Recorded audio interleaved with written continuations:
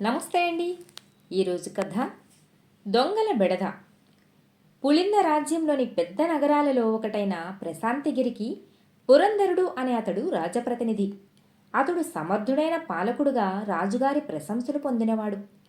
ఒకనాడు పురంధరుడు తన సలహాదారులతో నగర వ్యవహారాల గురించి మాట్లాడుతూ ఉండగా కొందరు పౌరులు అతని దగ్గరకు వచ్చి, నగరంలో పట్టపగలే దొంగలు విచ్చలవిడిగా తిరుగుతున్నారు. ఇక చీకటి పడితే చెప్పనవసరమే లేదు. తమరు వాళ్ల బారి నుంచి పౌరులను కాపాడేందుకు తగిన రక్షణ ఏర్పాట్లు చేయాలి అని విన్నవించుకున్నారు వాళ్ళంతా. పురంధరుడు పౌరులు చెప్పింది వింటూనే చిరుకోపంగా, నేనీ నగరపాలకుడుగా రాకముందు ఇక్కడ ఎలాంటి అరాచక పరిస్థితులుండేవో మీరెరుగుదురు కదా. కొత్త జనం రావటంతో నగర పరిసరాలు పెరుగుతున్నాయి.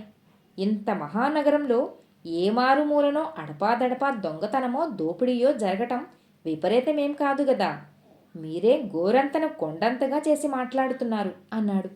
దానికి వాళ్ళంతా, అది కాదు ప్రభు, పట్టపగలే దుష్టులు ప్రజల నుంచి బలవంతంగా ధనం లాక్కుపోతున్నారు. దుకాణాలు దోపిడీ కూడా జరుగుతున్నది.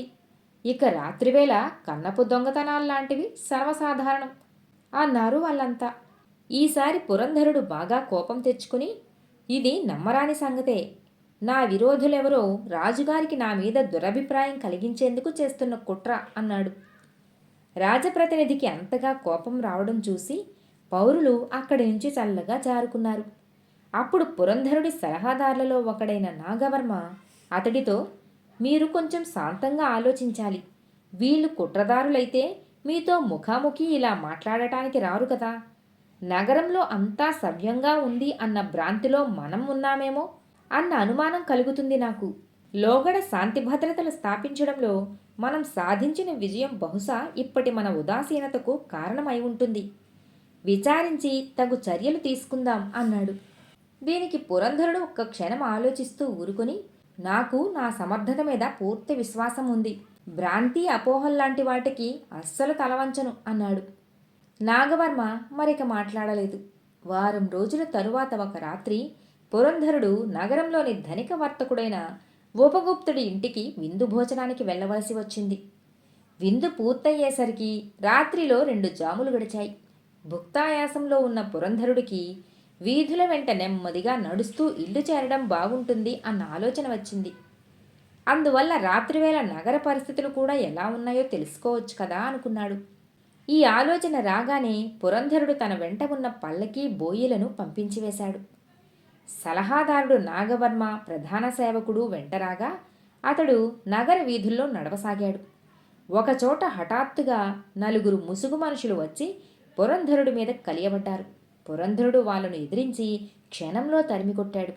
కానీ వెంటనే అతడికి తన మెడలో ఉండవలసిన విలువైన రత్నహారం లేదని తెలిసింది. అతడు తన సలహాదారును ప్రధాన సేవకుణ్ణి హెచ్చరించి దొంగలు పారిపోయిన దిక్కుగా పరిగెత్తసాగాడు. ఒక వీధి మలుపులో పురంధరుడికి ఎదురుగా నడిచి వస్తున్న ఒక మనిషి కనిపించాడు.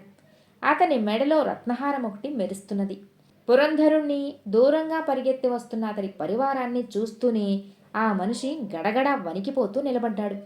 పురంధరుడు అతన్ని సమీపించి గద్దిస్తూ, ముందు ఆ రత్నహారం ఇలా ఇచ్చేయి అన్నాడు. ఆ మనిషి హడిలిపోయి ఆ హారాన్ని పురంధరుడి చేతిలో పెట్టి వెనక్కి తిరిగి వెళ్ళిపోయాడు. ఆ సమయంలో వెనుక నుంచి అక్కడికి పరిగెత్తుకు వచ్చిన పురంధరుడి ప్రధాన సేవకుడు, అయ్యా, న్యాయాన్ని కాపాడవలసిన తమరే ఈ విధంగా ఎవరిదో రత్నహారాన్ని బెదిరించి లాక్కోవడం వింతగా ఉంది. ఈ సంగతి నగరంలో నలుగురికి తెలిస్తే అలజడి అవుతుంది కదా అన్నాడు. పురంధరుడు సేవకుడి మాటలకు ఆశ్చర్యపోతూ, అదృష్టవశాత్తు మనం వెతుకుతున్న దొంగ ఈ సందుగొందుల్లో దారి తప్పి మనకేసే వస్తున్నాడు. వాడి నుంచి నా హారాన్ని తీసుకోవటంలో అన్యాయమేముంది అన్నాడు. సేవకుడు వినయంగా, అయ్యా, తమరు ఈవేళ విందుకు హారం ధరించి రాలేదు. హారంలోని 4 రత్నాలు జారిపోతే దాన్ని స్వర్ణకారుడికి ఇచ్చిరమ్మని నా చేతనే పంపించారు కదా, మర్చిపోయారా అన్నాడు.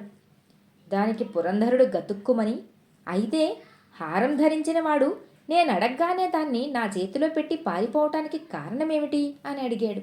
సలహాదారు నాగవర్మ చిన్నగా నవ్వి, రత్నహారం ధరించి ఎక్కడికో పోతున్న పెద్ద మనిషిని మీరు దొంగ అని భ్రమించారు. అతడు కూడా ఇంత రాత్రివేళ మనల్ని చూసి దొంగలు అని అపోహపడ్డాడు అన్నాడు. అంతే అయ్యుండాలి మరి అంటూ పురంధరుడు ఆ మనిషి పరిగెత్తిన దిక్కుకేసి తల తిప్పాడు. అతడీ పాటికి ఇల్లు చేరి ఉంటాడు.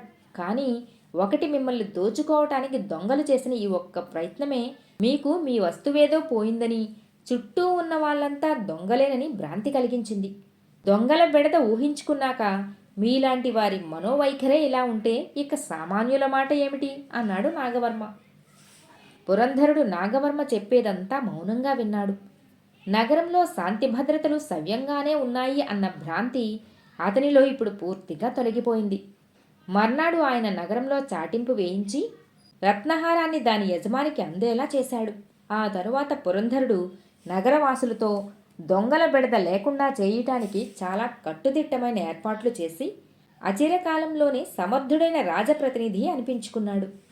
కథ సమాప్తం.